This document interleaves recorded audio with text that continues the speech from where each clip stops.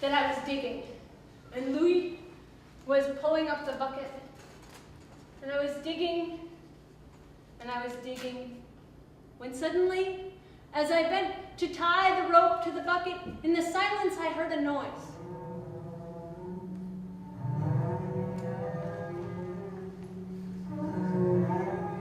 And this noise evoked in me a feeling I had not felt since being in the arms of my lost mother. A peace and a warmth. And so I began digging towards it.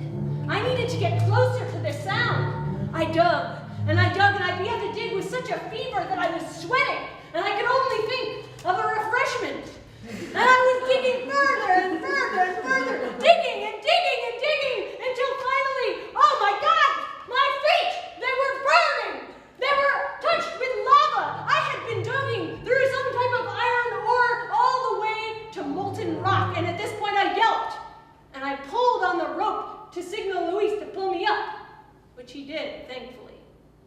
Now, I headed quickly home, or as much of a home as I had at that point in the orphanage.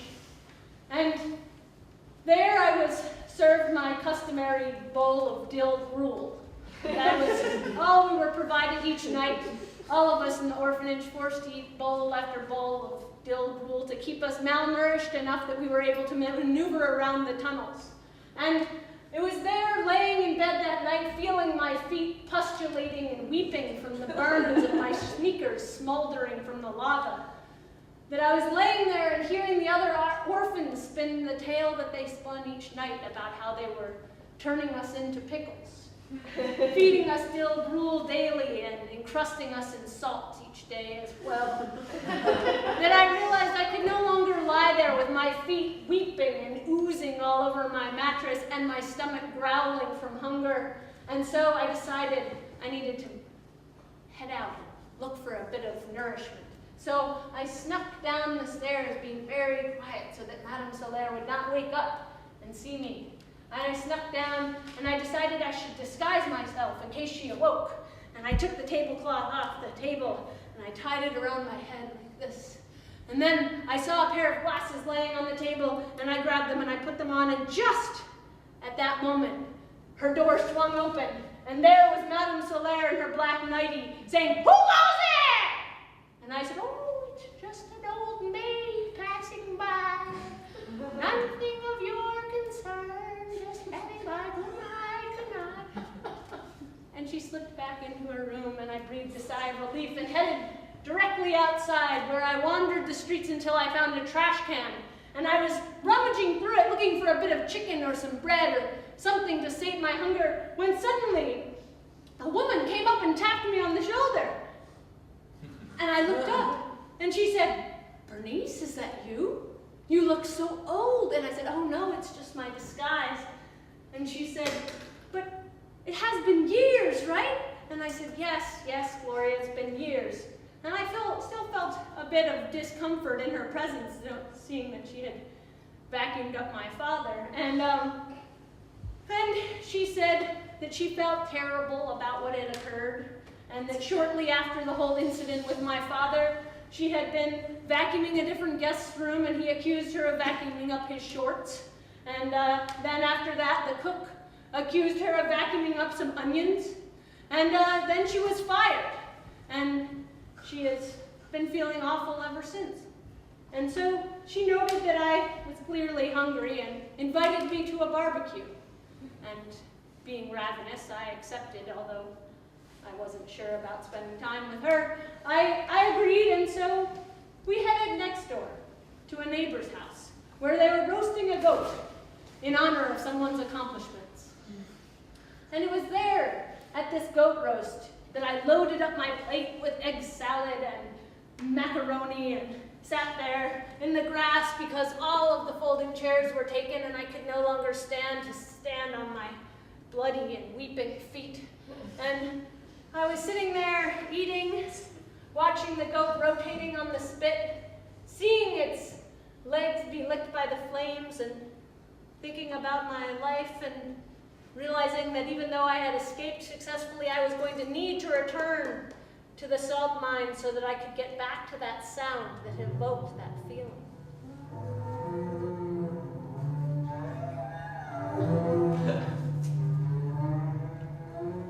But how would I do that? My feet weeping and seeping. And I looked at the hooves of the goat and how they were able to withstand the flames and still be supple and strong. And so I grabbed a carving knife and I sawed off one of the legs of the goat. And I stuffed my own bloody foot into its leg.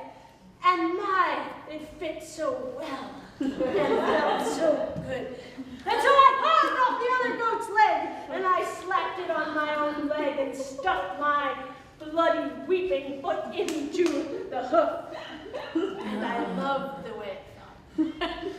And I trod around the yard feeling out my hoofs. And they fit marvelously. And so I slipped out the back gate before anyone would notice that I'd taken such a large portion of the goat. And then, that night I went to sleep with a full stomach for the first time, and in the morning I awoke. And I boarded the bus to the mines and showed Luis my goat legs and assured him that I would be going very deep that day. And I didn't know if I would be able to come up in time for lunch, and so not to be concerned if I didn't return quickly. And with that, I began to dig. And I dig, and every time I would stop, I would listen. And I would hear it. And that would motivate me to dig faster and deeper. And I was penetrating through layers and layers and layers until finally, oh my God, I was boiling and my cavities began to melt and I spit out my fillings. And everything with my shovel melted and I threw it to the side and I dug and I started clawing through molten lava with my hooves. And I was getting closer and closer to the sound and I was about to break from the intense heat when suddenly it began to get a little cooler again. And the rock began to solidify. And this noise was deafening. Until finally I kicked through into some sort of cavity and there was silence. And I looked around with my headlamp in the darkness and my beam fell upon a small white orb. And just at that point, I felt the tug of Luis's rope on my belt, and I knew that it was time to leave for the day, and so I grabbed the orb, and then I allowed him to pull me up and up and up, and he pulled me through the intense heat in the center of the yard, and then up and up and up and up, till I was out. And just then, oh, his arms were bloody, his hands were blistered from pulling the rope for so long, and I flashed him the egg, and I said, "What is this? A seed? An egg, a bird?" And he said, "No, that's way too round and rubbery. That is a snake egg." And I was mildly disgusted because I don't really like snakes. But having taken it from its nest, I figured I should keep it safe until I could at least return it the next day. And so I tucked it into my armpit to keep it warm and nestled. And I lay there at night with it in there, hoping that I would not roll over onto that side. And it was then, in the night, that I felt a tapping and a pecking. And I pulled it out, and I watched the tiniest egg tooth burst through the top of the egg. And it was followed by a beak. Not a beak, a bill.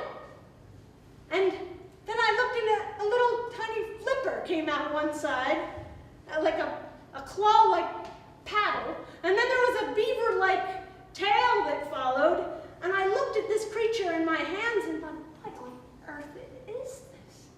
And I crept silently as I could on my goat hooves. And I crept down into the library where I did a bit of research and I pawed through all of the versions of the 5 encyclopedias I could read until I finally came to conclusive understanding of what it was that I held in my hand.